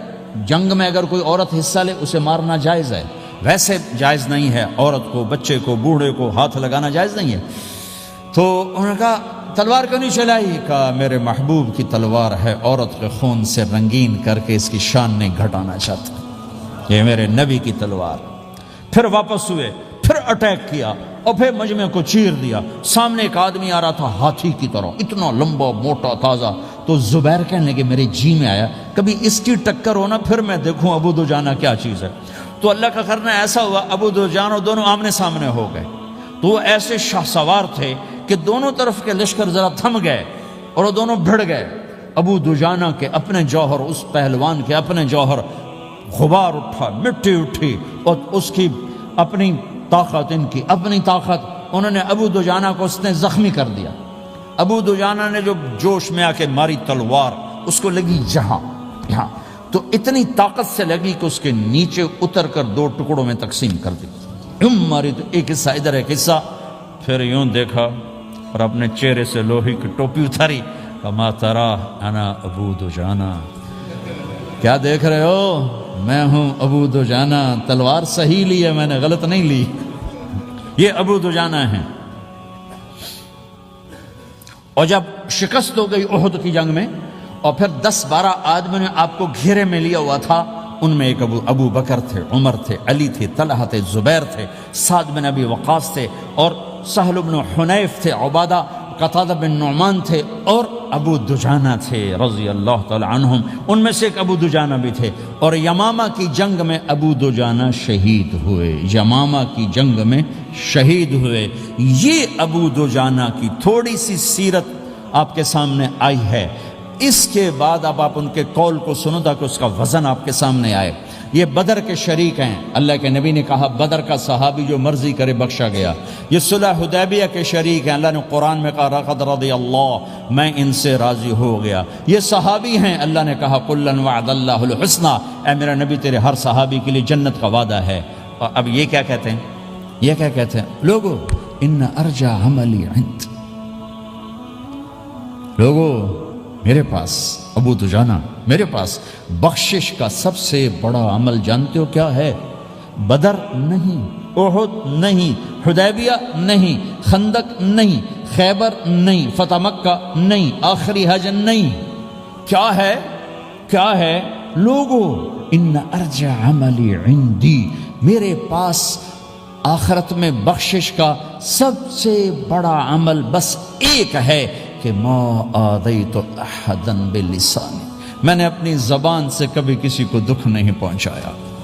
ولا اجد فی قلبی غلا لاحد، اور میرے دل میں کسی کے لیے بغض کوئی نہیں ہے، بس یہ میری بخشش کا عمل ہے۔ تو بھائیو، نبی کے اخلاق میں دو چیزیں لے لو، ایک زبان سے کسی کو دکھ نہ دو، ایک دل میں کسی کا بغض نہ رکھو۔ اللہ کی قسم بغیر حساب کتاب کے جنت میں جاؤ گے۔ بڑے بڑے جنید بغدادی اور بڑے بڑے معرفت والے تمہیں دیکھتے رہ جائیں گے، تمہاری رفتار اتنی تیز ہوگی کہ تمہیں وہی پکڑ سکے گا جس کا یہ دو عمل تم سے زیادہ اچھا ہوگا۔ جس روڈ پہ رش ہوتا آپ وہاں سے گاڑی ہٹا لیتے ہو، ادھر نہیں جانا، ادھر رش ہے، وہ سائن وغیرہ آپ کو آ جاتے ہیں کہ بھائی ادھر بلاک ہے، ادھر نہیں جانا، ادھر جانا ہے۔ تو جہاں روڈ پہ رش ہوتا ہے تو قیمتی سے قیمتی گاڑی کی رفتار بھی آہستہ ہو جاتی، اور جہاں روڈ خالی ہوتا ہے تو پرانی گاڑی بھی بھاگے جا رہی ہوتی۔ ہمارے یہاں پرانی گاڑی ہوتی ہے نا، پرانی بسوں کے پیچھے لکھا ہوتا ہے نہ انجن کی خوبی نہ ڈرائیور کا کمال، خدا کے سہارے چلی جا رہی ہے۔ اور جس کے پاس ایسی گاڑی ہو، نہ انجن کی خوبی نہ ڈرائیور کا کمال، تو اگر اس کو روڈ خالی مل جائے تو وہ تو مرسیڈیز والے سے پہلے پہنچے گا، رینج روور والے سے پہلے پہنچے گا، بینٹلی والے سے پہلے پہنچے گا، رولز رائس والے سے پہلے پہنچے گا، جو وہ تو پھنسی کھڑی اور اس کا روڈ ہی خالی ہے۔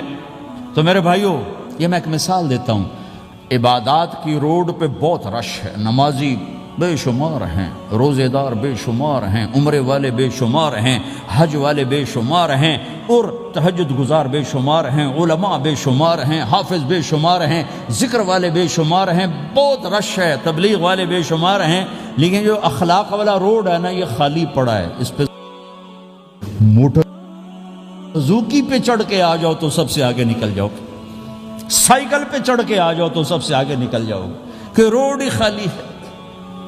اخلاق کا روڈ خالی ہے۔ غصے کو پینا، دکھ دینے والے کے سامنے، درد دینے والے کو خوشیاں دینا، گالی دینے والے کو دعا دینا، کرو تو صحیح۔ میرے رب کی قسم، اس میں وہ لذت ہے، وہ لذت ہے کہ ساری دنیا کی لذتیں تمہیں بھول جائیں گی اگر یہ لذت تمہیں مل گئی۔ پی جا ایام کی تلخی کو بھی ہنس کے ناصر، غم کے سہنے میں بھی قدرت نے مزہ رکھا ہے۔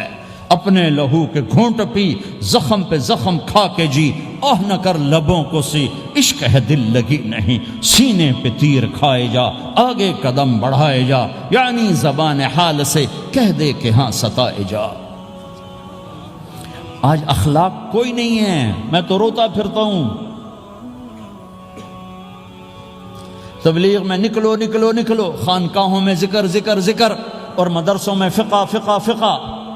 کوئی تو اس سبق کو بھی، یا اور بھی دکھ ہیں زمانے میں محبت کے سوا، راحتیں اور بھی ہیں وصل کی راحت کے سوا۔ جس دن امت کے اخلاق زندہ ہوئے، آپ اسلام کی بہار دیکھو گے۔ اگر اپنے گھر میں خوشیاں لانا چاہتے ہو تو اللہ کی قسم بڑے گھر سے نہیں آئے گی، کوئی 5 لاکھ پاؤنڈ کی گاڑی سے خوشی نہیں آئے گی، کوئی بہت بڑا عالی شان بنگلہ بنانے سے خوشی نہیں آئے گی، تمہارے اخلاق سے گھر میں خوشی آئے گی۔ اگر بیوی کا سلوک تمہارے ساتھ اچھا ہے، تمہارا سلوک بیوی کے ساتھ اچھا ہے، اس گھر میں خوشی ہے۔ بیوی کا بول بدتمیز ہو تو خامند کی زندگی برباد، خامند کا بول بدتمیز ہو تو بیوی کی زندگی برباد، اولاد بد اخلاق ہو تو ماں باپ کی زندگی برباد، ماں باپ میں سختی ہو تو اولاد کی زندگی برباد، بھائی بھائی میں بول میں سختی ہو تو بھائی کی زندگی برباد، بہن بھائیوں میں سختی ہو تو بہن بھائی کی زندگی برباد، نیبر کے ساتھ سختی ہو تو نیبر کی زندگی برباد۔ میرے نبی نے فرمایا، ما آمن بی من بات شبعان و جارہ جائع، وہ میرے اوپر ایمان لایا ہی نہیں جو خود پیٹ بھر کے کھائے اور پڑوسی بھوکا ہو۔ واللہ لا یؤمن، واللہ لا یؤمن، واللہ لا یؤمن، 3 دفعہ اللہ کی قسم ایمان والا نہیں، اللہ کی قسم ایمان والا نہیں، اللہ کی قسم ایمان والا نہیں۔ کون یا رسول اللہ؟ الذی لا یأمن جارہ بوائقہ، جو پڑوسیوں کو تنگ کرے وہ ایمان والا نہیں ہے۔ میرے بھائیوں یہ چیپٹر مٹ چکا ہے، کہیں نہیں دیکھنے کو ملتا ہے۔ ایسا نہیں کہ دنیا خالی ہو گئی ہے، لیکن 1 کروڑ میں 1 ملا تو کیا ملا، 1 کروڑ میں بھی 1 نہیں ملتا۔ میں بڑے لمبے سفر کر کے اس نتیجے پر پہنچا ہوں کہ 1 کروڑ مسلمان کٹھے کروں، اس میں لاکھوں تہجد گزار ہوں گے، لاکھوں 5 وقت کے نمازی ہوں گے، اس میں لاکھوں عمرہ حج کرنے والے ہوں گے، اس میں لاکھوں علماء حفاظ ہوں گے، لیکن شاید اخلاق والا ایک بھی نہ۔ اپنی زندگی کو اگر سکھ دینا ہے، چیزوں کے پیچھے نہ دوڑو، اخلاق بناؤ۔ مقدر کی چیزیں ملیں گی، کمائیوں میں حلال لاؤ، حرام سے بچو، سچ پہ آؤ، جھوٹ سے بچو، دھوکہ نہ دو کسی کو، ورنہ زندگی ویران ہو جائے گی۔ ٹیکس بچانے کے لیے جھوٹ نہ بولو، ورنہ دل کالا ہو جائے گا۔ جھوٹ پیسے کی خاطر، لعنت ہے اس دولت پر، لعنت ہے اس ملک پر۔ ہے کیا مثالیں اس امت نے قائم کی ہیں۔ اچھوں سے برے، بروں سے اچھے ہمیشہ پیدا ہوتے چلے آئے۔ یزید فاسق، فاجر، ظالم، 3 بر اعظم کی حکومت چھوڑ کے مر رہا ہے، 34 سال کی عمر، اور بعض آتا ہے 38 سال کی عمر، 40 سال کو نہیں پہنچا، 40 سال سے پہلے مر گیا۔ اس کا بیٹا معاویہ بن یزید رضی اللہ تعالی عنہ، 3 بر اعظم کی حکومت، 3 بر اعظم کی حکومت، 40 دن حکومت کی، 40 دن، پھر اپنے سارے خاندان کو اکٹھا کیا اور کہا دیکھو لوگو، جس حکومت کے نیچے حسین کا خون گرا ہو، میں اس حکومت پہ لعنت بھیجتا ہوں۔ یہ ہے تمہاری حکومت، جس کو مرضی دے دو، مجھے نہیں چاہیے۔ 3 بر اعظم کی حکومت چھوڑ دی صرف 22 سال کی عمر میں، 22 سال کی بھرپور جوانی کی عمر میں حکومت کو لات مار دی۔ میں چند پاؤنڈ کے لیے سچ کو لات مار دوں؟ میں چند پاؤنڈ کے لیے انسانوں کو دھوکہ دوں؟ تو بھائیو سچ کے عادی بنو۔ بڑا عالی خلق ہے سچ بولنا، بڑے عالی اخلاق ہیں لوگوں کو نفع پہنچانا، لوگوں کے سامنے میٹھا بنو، کڑواہٹ اندر رکھو، مٹھاس تقسیم کرو، پوری دنیا میں دین زندہ ہوگا۔ اس نقل و حرکت، یہ دعوت کی نقل و حرکت، میں بولٹن میں آج سے 31 سال پہلے بھی آیا تھا، 20 آدمی نہیں اکٹھے کر سکے تھے ہم، سارے دن کے گشتوں کے بعد۔ ایک گرجا مسجد تھا اس وقت، تو ہم کو 50 آدمی اکٹھے نہیں کر سکے تھے۔ آئیے ہزاروں کا مجمع ہے، اس کے پیچھے پتہ نہیں کتنی محنتیں ہوئی ہیں، تب جا کر یہ رنگ بنا ہے، اس لیے کہ شکل بنی ہے، اس میں رنگ بھرنے کی ضرورت ہے، اور وہ ہے میرے نبی کے اخلاق، میرے نبی کی مبارک زندگی، جس میں درگزر، جس میں معاف کرنا، جس میں میٹھا بول، جس میں چھوٹا بن جانا اور دوسرے کو بڑا بنانا، جس میں سچ بولنا، جس میں دھوکے سے بچنا، یہ مسلمان کی شان ہے۔ تو ہمارے تو نوجوان یہاں کی لڑکیوں کو دھوکہ دیتے ہیں، پیپر بنانے کے لیے یہاں کی لڑکیوں سے شادی کرتے ہیں، ان کی زندگیاں برباد کر دیتے ہیں، اپنا ایمان خراب کرتے ہیں، ان کی زندگی خراب کرتے ہیں۔ مسلمان ہی دھوکے باز بن جائے تو لوگوں کو راہبری کون دے؟ راہبر کون بنے گا؟ تو میرے بھائیوں اللہ اس کے رسول کو ڈھونڈنے کے لیے یہ تبلیغ کی محنت ہے، در در پھرو، اور یہ 2 باتیں بن جائیں، ایک ہماری عبادات ٹھیک ہو جائے، ایک ہمارے اخلاق ٹھیک ہو جائے۔ اس کو لے کر جب ہم پھریں گے تو اللہ کے فضل سے ایک لہر چلے گی جو دنیا کے ہر آخری کونے تک پہنچے گی، ہر گھر کو اللہ تعالیٰ توحید کے نور سے روشن کر دے گا۔ اس کے لیے ہم وقت مانگتے ہیں کہ یہ ایک زندگی ہے جو میرے 1.25 گھنٹے کی تقریر سے 1.5 گھنٹے کی تقریر سے قابو میں نہیں آئے گی، اس کو سیکھنے کے لیے وقت مانگتے ہیں۔ نکلو میرے بھائیوں، اور آج تک جو اللہ پاک کے ساتھ، اللہ کے رسول کے ساتھ کوئی جنگی اس سے صلح کر لو، کسی سے لڑے ہوئے ہو فوراً صلح کر لو، اس کو بھی منا لو، اس سے بھی مان جاؤ، کسی سے روٹھے نہ رہو، کسی سے قطع تعلق نہ کرو، سب سے سلام کرو، دل کو صاف رکھو۔ ابو دجانہ جیسی ہستی فرماتے ہیں کہ میری بخشش کا عمل یہ ہے کہ زبان سے دکھ نہیں دیا، دل میں بغض کوئی نہیں، اور وہ کہتے ہیں یہ میرا سب سے بڑا عمل ہے۔ یہ اپنے نبی کے اخلاق میں دو باتیں لے لیں، اس زبان سے کسی کو دکھ نہ پہنچے، دل میں کتنا ہی لوگ ستائیں بغض نہ رکھو، صاف کرو، دھو دو، اور فرائض میں نماز چھوٹے نہیں، اور پھر اس کو لے کر یہ امت پھرے، چونکہ اس امت کا کام بیٹھنا نہیں ہے، اس امت کا اجتماعی جرم ہے کہ انہوں نے اللہ کے دین کے لیے پھرنا چھوڑ دیا، اس امت کی اجتماعی خطا ہے کہ انہوں نے اللہ کے پیغام کو آگے پہنچانا اس کو اپنا کام نہ سمجھا، اس کے لیے پھرنا چھوڑ دیا تو اپنے بھی ہاتھوں سے نکل گئے، پرائے تو پہلے ہی پرائے تھے۔ تو میرے بھائیو اس کے لیے نیت کرو، ارادے کرو۔ جو بھائی یہ تیار ہوں یہ دسمبر کے آخر تک تو وہ کھڑے ہو کر ذرا اپنے ناموں کا اظہار فرما دیں، اور جو چھٹیاں آ رہی یہ ساری چھٹیاں لگانے کے لیے جو نوجوان تیار ہوں وہ بھی کھڑے ہو کے اپنی شکلیں زیارت کروا دیں، اللہ بھی راضی ہو جائے، اللہ کا نبی بھی راضی ہو جائے، جلدی سے کھڑے ہو کر بتا دیں۔ فرمائیں جی۔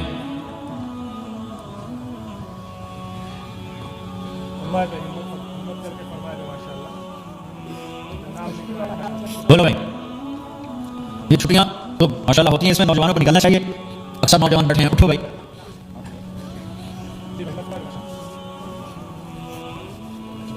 جلدی فرمائیں، جلدی فرمائیں، ایسے نہیں ہوگا، پہلے 4 مہینے پھر سنو، بیٹھ جاؤ، یہاں سوال کیا جائے، جلدی سے بتائیں بھائی، ان چھٹیوں میں کون نکلے گا اللہ کے راستے میں؟ ان چھٹیوں میں جو نوجوان تیار ہو کھڑے ہو جائیں، ان چھٹیوں میں جو تیار ہیں چھٹیاں لگانے کو کھڑے ہو جائیں، چھٹیاں اللہ کے راستے میں۔ ہاں بھائی فرمائیں جی بھائی، اور آپ کے لیے آسان کر دیتا ہوں، اس سال آج کیا تاریخ ہے؟ 22 نومبر، اگر اس سال 22 نومبر تک اللہ زندگی رکھے جو بھائی چلے 4 مہینے کے لیے تیار ہو کھڑے ہو جائیں، ایک سال کے اندر انشاءاللہ ہم جائیں گے، وہ بھائی کھڑے ہو جائیں، ایک سال کے اندر انشاءاللہ ہم نے جانا ہے، ترتیب بنانی ہے، وہ کھڑے ہو جائیں، زندگی میں جو کہیں گے ہم نکلیں گے وہ بھی کھڑے ہو جائیں۔ چلو سارے بیگ ہٹا دیتا ہوں، لو سب کی تشکیل ہو، بیٹھ جاؤ ماشاءاللہ، بیٹھ جاؤ۔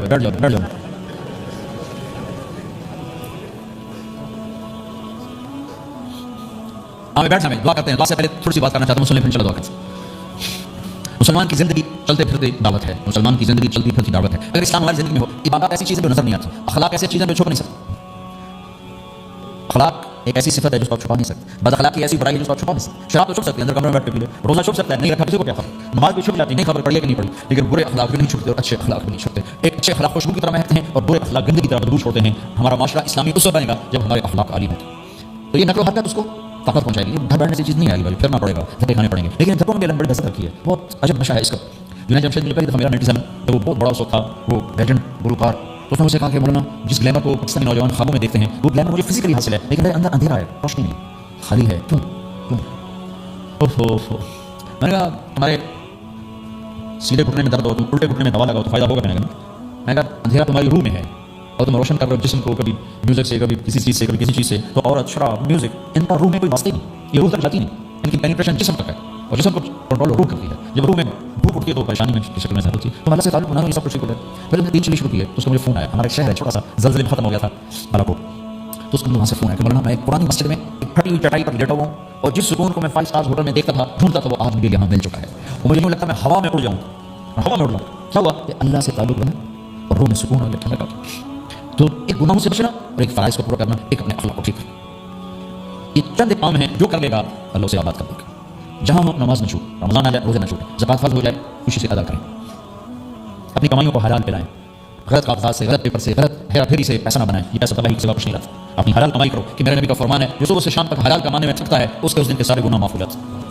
ساتھ میں معاذ بیٹھے تو ان کے ہاتھوں پر اللہ کی نبی کی نظر پڑی تو ہاتھ بڑے سخت تھے، تو ہم نے کہا ساتھ تیرے ہاتھ اتنے سخت کیوں ہیں؟ کہا جی میں اپنے باپ میں خود کام کرتا ہوں اس سے یہ سخت ہو گئے۔ تو آپ نے ساتھ کا ہاتھ پڑا اور ایسے چوما اور کہا اپنے بچوں کو حلال کھلانے میں بچوں کو حلال کھلانے میں جو ہاتھ ایسا ہو جائے گا اس پہ جہنم کی آگ حرام ہو جائے گی۔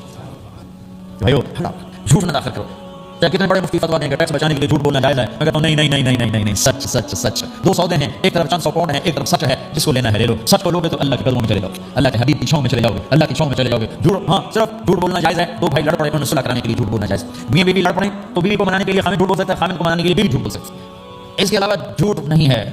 سچ کے ساتھی بنو، اللہ کی قسم مان سے رزق آئے گا جان سے ہم کو مان دیں۔ پھر آپ اس حکومت کو دھوکہ دیتے ہو جو آپ کی ہمدرد، ہماری حکومتیں تو خود بھی چور ہیں، وہ چور پڑھیں، تمہاری حکومتیں تو چور نہیں ہے تو تم پہ خرچ کرتے ہیں۔ इनसे बेनिफिट लेना हो तो पीछे पीछे हो, इनको टैक्स देना हो तो किधर लिखो, शरीयत में टैक्स देना जायज़ है, क्या लिखो? आगे मुफ्ती भी बैठे हुए फतवे लेने के लिए, जब इनसे नफा उठाते हो तो नफा पहुंचाओ, इनसे सहूलतें लेते हो उनको सहूलत पहुंचाओ। ये तुम्हारे खर्च करने में ध्यानदार हैं, इनके साथ बददियानती न करो। मुसलमान हो और धोखा, ये दो चीजें जोड़ नहीं सकते। अपनी आयाशी थोड़ी कम कर दो तो अल्लाह उसमें बरकत देगा। आपस में कभी ऊंच नीच हो जाए फौरन सुलह करो, लड़ाई पे बाकी ना रहो, हमें बात नहीं करनी, हमारा सलाम दुआ करो, ऐसा कभी नहीं करो। ऊंच नीच होती है लेकिन फौरन सुलह करो। माँ बाप मियाँ बीवी इकट्ठे रहते हैं तो हमारा ससुराली माशरा को सख्त किस्म का है, माँ बाप इतनी मुदाखलत करते हैं, बच्चे बच्चे में जिंदगी तबाह कर देते हैं। सास ससुर बहू पे इतना हक जताते हैं कि खाने का भी इतना हक नहीं रह जाता, उससे जिंदगी टूट जाती है। अगर ससुर हो बहू को इज्जत दो, सास है बहू को इज्जत दे, बहू है सास ससुर को इज्जत दे, लेकिन अल्लाह की कसम सास और ससुर का बहू पे कोई शरई हक कोई नहीं। मेरे बच्चे की शादी हुई, मैंने अपनी बीवी से कहा सुनो हम किसी की बेटी को लेकर आए हैं, अगर माँ बन के दिखाओगी तो मैं यहाँ उसको लाऊँ, और अगर माँ बन के नहीं दिखाना तो उसको अलग कर देते, ताकि हम उसकी जिंदगी में दखल अंदाज ना, हम उनकी जिंदगी को खराब ना करें। अगर किसी के पास अलग घर देने की वसत नहीं है तो वो खुद तो अलग हो सकता है, नहीं हो सकता।